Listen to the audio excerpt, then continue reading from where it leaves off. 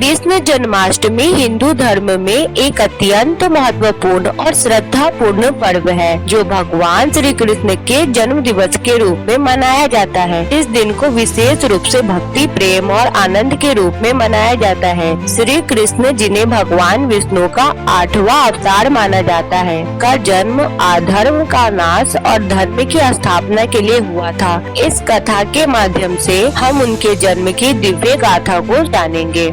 कृष्ण जन्म की कहानी का प्रारंभ मथुरा के राजा कंस से होता है। कंस एक अत्याचारी और निर्दयी राजा था। उसकी बहन देवकी का विवाह वासुदेव के साथ हुआ था। विवाह के समय आकाशवाणी हुई कि देवकी का 8वां पुत्र कंस का वध करेगा।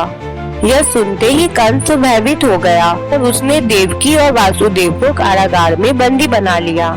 कारागार में देवकी ने एक के बाद एक 7 पुत्रों को जन्म दिया। हर बार कंस ने उन नवजात शिशुओं का निर्दयता से वध कर दिया, लेकिन देवकी और वासुदेव ने अपने कर्तव्य और विश्वास को नहीं छोड़ा। वे भगवान की कृपा और उनके आशीर्वाद में पूर्ण विश्वास रखते थे। देवकी ने अपने 8वें पुत्र के रूप में भगवान श्री कृष्ण को जन्म दिया। वह रात अष्टमी तिथि और रोहिणी नक्षत्र में थी। जब चारों ओर घना अंधकार था, तभी भगवान श्री कृष्ण ने जन्म लिया। उनके जन्म के समय कारागार के सभी पहरेदार गहरी निद्रा में सो गए और सभी बंद दरवाजे स्वतः खुल गए। वासुदेव ने भगवान के निर्देश पर नवजात श्री कृष्ण को एक टोकरी में रखा और उन्हें मथुरा से दूर गोकुल में ले जाने के लिए यमुना नदी की ओर चल पड़े। जब वासुदेव यमुना नदी पार करने लगे तो नदी की जलधारा उफान पर थी, लेकिन जैसे ही वासुदेव ने श्री कृष्ण को अपने सर पर उठाया, यमुना की जलधारा शांत हो गई और वासुदेव को रास्ता दे दी।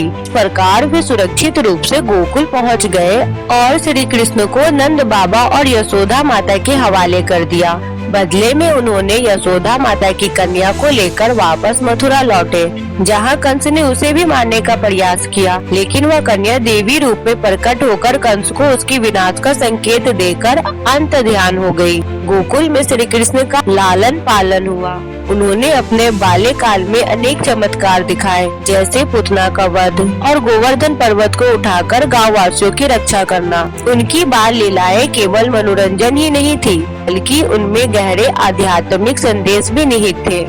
जब श्री कृष्ण युवा हुए तो उन्होंने मथुरा लौटकर कंस का वध किया और मथुरा को उसके अत्याचारों से मुक्ति दिला दी। इस प्रकार भगवान श्री कृष्ण ने अधर्म का नाश करके धर्म की स्थापना की। कृष्ण जन्माष्टमी की यह कथा हमें सिखाती है कि जब जब धरती पर अधर्म बढ़ता है, तब तब भगवान स्वयं अवतार लेकर धर्म की स्थापना करते हैं। श्री कृष्ण के जीवन से हमें प्रेम, शक्ति और धर्म के मार्ग पर चलने की प्रेरणा मिलती है। उनका जन्म केवल मथुरा की मुक्ति के लिए नहीं हुआ था, बल्कि संपूर्ण मानवता के कल्याण के लिए हुआ था। कृष्ण जन्माष्टमी का पर्व हमें यह स्मरण कराता है कि सत्य और धर्म की विजय निश्चित ही होती है, चाहे अधर्म कितना भी शक्तिशाली क्यों ना हो। तो दोस्तों, अगर यह वीडियो आपको पसंद आया हो तो इस वीडियो को लाइक करें और हमारे चैनल को सब्सक्राइब करें। और मैं आपको मिलती हूँ नेक्स्ट वीडियो में। बाय।